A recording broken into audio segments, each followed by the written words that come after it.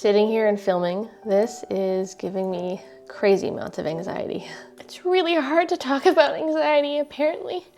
But I guess it's what helps the most. So call it irony, but I'm gonna try to get through this video without breaking down and tell you guys a little bit about my story of living with anxiety, how it's affected me, but also how I am doing my best to live an awesome life and still thrive while living with anxiety. I was a huge worrier as a child. I worried about everything, like literally everything. I'm also the youngest child, and so having youngest child complex is definitely a real thing. I strived my whole childhood to be the good child, the favorite one, the one that was impressive and could do everything. My approval anxiety definitely increased as I got older into my teenage years. In high school, I was a textbook overachiever. I always tried to get straight A's. I always aimed to be on the honor roll. I tried to be the best at everything. I wanted to impress my parents, impress my family, impress my teachers. I wanted to be the best. I wanted to be praised. I wanted to be seen as excellent and that I never did anything wrong. And if I ever made any kind of mistake, I would absolutely beat myself into the ground. Making any kind of mistake is like my worst nightmare. If ever I disappoint people that I care about, even people I don't care about, if I am a disappointment or I have upset anyone, I feel like I could just die. My anxiety definitely came to a head in my 20s. I was in a job that I did not like. Actually, I hated it. It was like the worst role for me ever. I was anxious and depressed all the time. I felt directionless and purposeless. I felt like I was going nowhere in my life, and I was just a complete wreck all the time. But I still felt like I had to show everyone that I was fine, everything's fine, it's all good, I'm gonna be okay, when everything felt like it was so not okay. About 5 years ago, my anxiety got so bad that it started to affect my sleep to the point where I couldn't fall asleep on my own anymore. I would be up for days because I would just be so anxious, overthinking everything.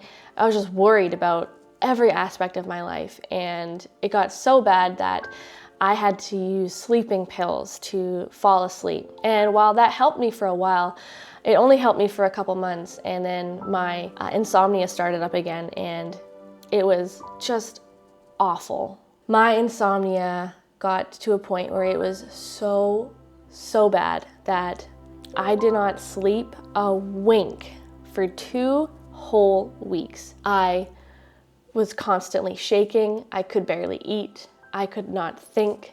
I could barely get through a conversation without sobbing. I was highly emotional. I could barely drive. It was horrific.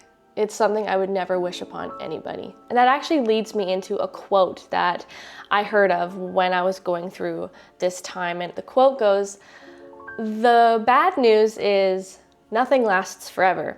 The good news is nothing lasts forever." And it's so true. And I held on to this quote like my life depended on it. I would repeat it to myself day in, day out, that this bad thing I'm going through is not gonna last forever. Everything in this life is impermanent. Everything is going to end. Things that bring you joy and happiness one day won't be here. The things that make you sad and filled with anxiety, or if you're feeling depressed, it's not gonna be like that forever. That won't be here forever, And that alone just really helped me to put into perspective my anxiety and how I'm feeling right now.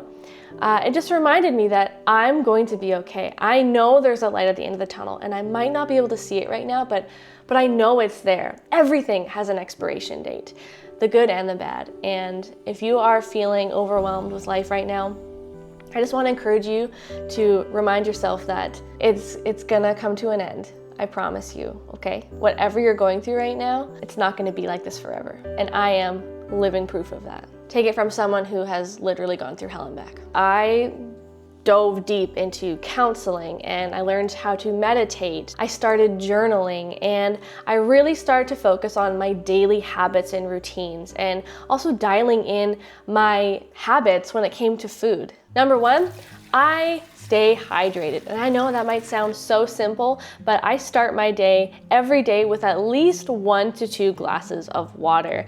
And if I have some lemon, I will add a little squeeze or two because lemon water helps to kind of stimulate your digestion for the day. But having a hydrated brain is so important to keep you feeling mentally well. Your brain needs water, needs hydration to function, helps to regulate your nervous system, help you to have a better mood. You need water, so please, if you're not already, make sure you stay hydrated. Something else that I knew I needed to take a hard look at was my relationship with coffee. And now, don't get me wrong, I love coffee.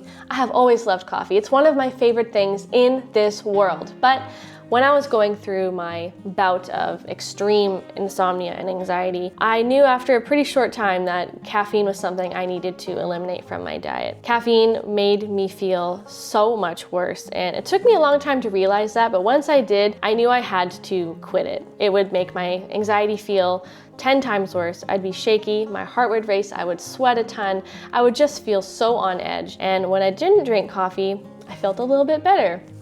Funny how that works. So in my search for a good coffee replacement, I tried many things like matcha, tried different kinds of teas and green teas, and none of them really felt great. You know, I still missed coffee and it didn't really give me the energy or the boost that I was looking for in the morning. So naturally, I heard about mushroom coffee because, you know, there's like 16,000 new brands of mushroom coffee popping up everywhere all at once, it seems. So I have tried my fair share of mushroom coffee. I probably went through about 5, 6, maybe 7 different brands of mushroom coffee, and I did notice that, you know, after several months of drinking them, I was starting to feel pretty good. I definitely noticed the benefits of all these different, you know, medicinal mushrooms. I started to feel more calm, more at ease, more energized. My anxiety wasn't exacerbated by drinking it. So I was like, okay, I think mushroom coffee is the way to go.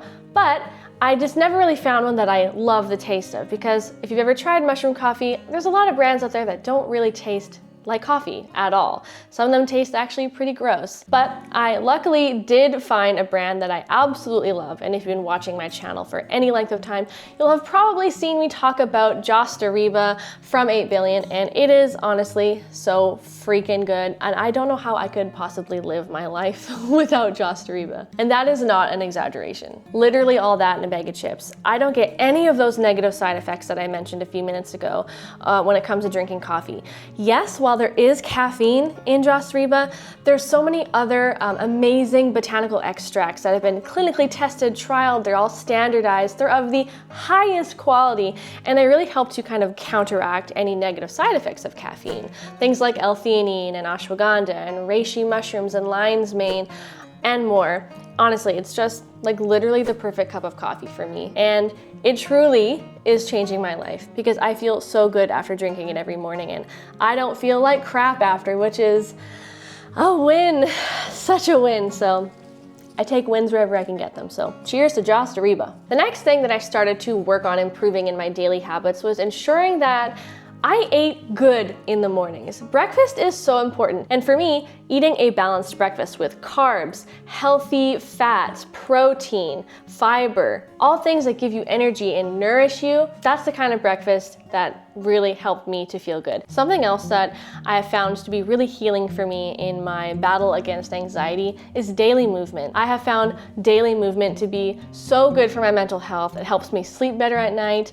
It helps me just to feel calm. And you know, when you're exercising, all sorts of good, feel-good chemicals are bursting in your brain, like dopamine and serotonin and all the other good stuff. So exercise, I have found to be super helpful. I've also found that reducing my intake of refined sugars has been quite helpful when it comes to feeling my best and sleeping my best. If I have refined sugar in the afternoon or too close to bed, I do find that it really does affect my sleep, and my mind starts to race and I just don't get the best quality sleep. I have lots of refined sugar-free recipes on my YouTube channel and my blog that I will link for you in a playlist below. I hope you guys found these tips to be helpful for you in whatever it is that you might be facing in life right now. Just know that I am sending you so much love and support. Thanks again for watching, and I will see you guys in another video really soon. Mwah!